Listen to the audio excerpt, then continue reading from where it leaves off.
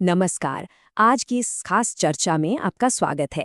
जब भी उत्तर प्रदेश की बात होती है तो अक्सर हमारे दिमाग में यहाँ की विशाल आबादी या पुरानी ऐतिहासिक इमारतें ही आती हैं, है ना? लेकिन सच तो ये है कि ये राज्य दुर्लभ जंगली जानवरों और कमाल की जैव विविधता का एक बहुत ही अहम केंद्र भी है। तो चलिए आज यूपी के इसी छुपे हुए प्राकृतिक खजाने की गहराई से पड़ताल करते हैं। आगे बढ़ने से पहले जल्दी से देख लेते हैं कि आज हमारी रूपरेखा क्या होगी। सबसे पहले अभयारण्य का एक छोटा सा परिचय लेंगे। उसके बाद प्रमुख बाघ रिजर्व, राज्य के विविध वन्यजीव अभयारण्य और फिर पक्षी विहारों पर बात करेंगे। अंत में वन्यजीव संरक्षण परियोजनाओं और परीक्षाओं के नजरिए से कुछ बेहद जरूरी तथ्यों को भी कवर करेंगे। तो चलिए बिना किसी देरी के शुरू करते हैं अपने पहले हिस्से से, अभयारण्य एक परिचय। बुनियादी बातों से शुरुआत करते हैं। आखिर ये वन्यजीव अभयारण्य होता क्या है? सीधे शब्दों में समझें तो ये एक ऐसा सुरक्षित इलाका होता है जहां जंगली जानवरों और उनके प्राकृतिक घर को पूरी तरह से बचाकर रखा जाता है। यहाँ किसी भी तरह के शिकार या पेड़ों की कटाई पर एकदम सख्त पाबंदी होती है, ताकि प्रकृति बिना किसी बाहरी दखल के आराम से फल फूल सके। अब अगर हम इतिहास के पन्नों को पलटें तो देखेंगे कि इन संरक्षण के प्रयासों का एक पूरा क्रम रहा है। इसकी शुरुआत होती है साल 1957 में चंद्रप्रभा वन्यजीव अभयारण्य की स्थापना के साथ। इसके बाद 1975 में कतर्निया घाट और 1977 में मशहूर दुधवा राष्ट्रीय उद्यान वजूद में आए। ये टाइमलाइन हमें दिखाती है कि कैसे समय के साथ वन्यजीवों को बचाने की दिशा में एक के बाद एक मजबूत कदम उठाए गए। आगे बढ़ते हैं अपने दूसरे हिस्से की तरफ, जो काफी रोमांचक है, प्रमुख बाघ रिजर्व और उद्यान। तराई क्षेत्र की खूबसूरत और हरी भरी वादियों में बसा दुधवा राष्ट्रीय उद्यान। ये सिर्फ उत्तर प्रदेश का सबसे मशहूर नेशनल पार्क ही नहीं है, बल्कि वाइल्ड लाइफ से प्यार करने वालों के लिए तो ये किसी जन्नत से कम नहीं है। सच मानिए, ये इस राज्य का सबसे अनमोल प्राकृतिक रत्न है। अब यहाँ की सबसे दिलचस्प बात क्या है? प्रोजेक्ट टाइगर के तहत सुरक्षित इस जंगल में राजसी बाघ तो आराम से घूमते ही हैं, लेकिन इनके साथ साथ दुर्लभ बारहसिंगा, विशाल हाथी और भारी भरकम गैंडे भी यहाँ के मुख्य आकर्षण हैं। मतलब अगर बड़े और शानदार जानवरों का असली प्राकृतिक घर देखना हो तो ये जगह बिल्कुल परफेक्ट है। लेकिन क्या ये बात पता थी कि दुधवा अकेले काम नहीं करता? जी हाँ, बहराइच का कतर्निया घाट और लखीमपुर खीरी का किशनपुर वन्यजीव अभयारण्य भी इसी विशाल दुधवा टाइगर रिजर्व का ही एक बहुत अहम हिस्सा है। इनमें से गिरवा नदी के किनारे बसा कतर्निया घाट तो खास तौर पर घड़ियाल, मगरमच्छ और हमारी विलुप्तप्राय गंगा डॉल्फिन के लिए जाना जाता है। दलदरी हिरण और बाघों के लिए भी ये एक कमाल का इकोसिस्टम तैयार करते हैं। अब रुक करते हैं हमारे तीसरे खंड का, जो है विविध वन्यजीव अभयारण्य। चंदौली जिले में मौजूद चंद्रप्रभा वन्यजीव अभयारण्य ऐतिहासिक रूप से बहुत ही ज्यादा खास है। क्यों? क्योंकि ये उत्तर प्रदेश का सबसे पहला वन्यजीव अभयारण्य है।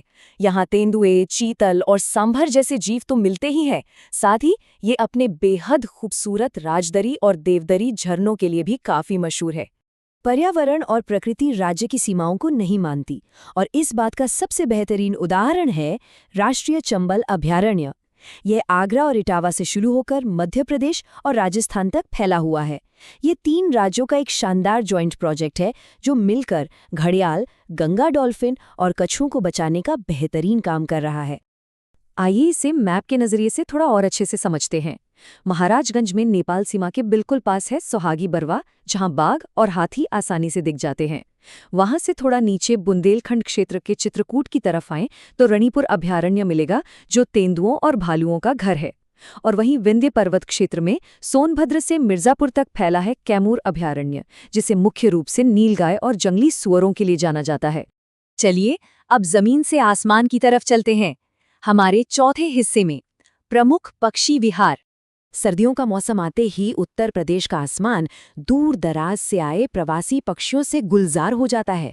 रायबरेली का समसपुर पक्षी विहार इसका एक बहुत बड़ा उदाहरण है। यहाँ सीधे साइबेरिया से पक्षी उड़कर आते हैं, और सबसे बड़ी बात, इसे एक अंतर्राष्ट्रीय रामसर साइट का दर्जा भी मिला हुआ है। वहीं दूसरी तरफ उन्नाव का नवाबगंज पक्षी विहार सर्दियों में हजारों विदेशी पक्षियों और हमारे अपने स्थानीय सारसों के लिए एक बेहद सुरक्षित और मनमोहक ठिकाना बन जाता है। अब अगर एग्जाम्स के नज़रिए से देखें तो इन जगहों को बिल्कुल सटीक याद रखना बहुत ज़रूरी है। जैसे रायबरेली में है समसपुर, उन्नाव में नवाबगंज, आगरा में सुर सरोवर, कन्नौज में लाख बहोसी, गौतम बुद्ध नगर में ओखला और हरदोई में सांडी पक्षी विहार। सही जिले के साथ सही पक्षी विहार को मैच करने वाले सवाल अक्सर पेपर में सीधे सीधे पूछ लिए जाते हैं, इसलिए इस लिस्ट को तो अच्छे से याद करना बनता है। तो चलिए अब आते हैं अपने 5वें हिस्से पर, वन्यजीव संरक्षण परियोजनाएं। ये जितने भी अभयारण्य हैं, ये सिर्फ कागजों पर बने नाम नहीं हैं। असल में इनके पीछे जीवों की जान बचाने वाले कुछ बहुत ही मजबूत और ठोस प्रोग्राम चल रहे हैं। जैसे बाघों के लिए प्रोजेक्ट टाइगर, हाथियों के लिए प्रोजेक्ट एलिफेंट, मगरमच्छों के लिए प्रोजेक्ट क्रोकोडाइल और हमारी राष्ट्रीय जलीय जीव के लिए गंगा डॉल्फिन संरक्षण कार्यक्रम। सच कहें तो यही वो असली जीवन रेखाएं हैं जिनकी वजह से आज हमारी ये अनमोल जैव विविधता बची हुई है। अब हम पहुंच गए हैं आज की इस चर्चा के बिल्कुल अंतिम और सबसे अहम हिस्से पर, परीक्षाओं के लिए महत्वपूर्ण तथ्य। एक तरह से ये हमारा क्विक रिवीजन है। एक ऐतिहासिक फैक्ट जो हर किसी को जुबानी याद होना चाहिए। उत्तर प्रदेश का सबसे पहला वन्यजीव अभयारण्य कौन सा है? सही जवाब है चंद्रप्रभा। प्रतियोगी परीक्षाओं में ये सवाल इतनी बार पूछा जा चुका है कि इसे तो भूलने की कोई गुंजाइश ही नहीं है। आइए फटाफट इन सबसे जरूरी कनेक्शनों को एक बार और दोहरा लेते हैं। राज्य का सबसे मशहूर नेशनल पार्क दुधवा है। घड़ियालों को बचाने का मुख्य केंद्र राष्ट्रीय चंबल अभयारण्य है। गंगा डॉल्फिन हमें मुख्य रूप से कतरनिया घाट और चंबल क्षेत्र में मिलती हैं। और प्रमुख रामसर साइट का दर्जा किसे मिला है? समसपुर पक्षी विहार को। ये वो गिने चुने लेकिन बेहद जरूरी फैक्ट्स हैं जो हर दूसरे एग्जाम पेपर में देखने को मिल जाएंगे। अगर हम इस पूरे विषय को एक व्यापक दृष्टिकोण से देखें तो बात एकदम साफ है।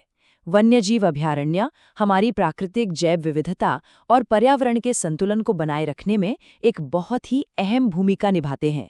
ये सिर्फ पेड़ों से भरे जंगल नहीं है, बल्कि ये वन्यजीव संरक्षण, पर्यावरण से जुड़ी शिक्षा के बेहद जीवंत और सक्रिय केंद्र हैं।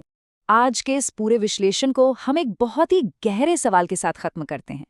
ये अभयारण्य और राष्ट्रीय उद्यान आज तो हमारी इस अनमोल जैव विविधता की रक्षा कर रहे हैं, लेकिन लगातार बढ़ते इस शहरीकरण और तेजी से बदलते जलवायु के बीच भविष्य में हम इन अभयारण्यों की रक्षा कैसे करेंगे?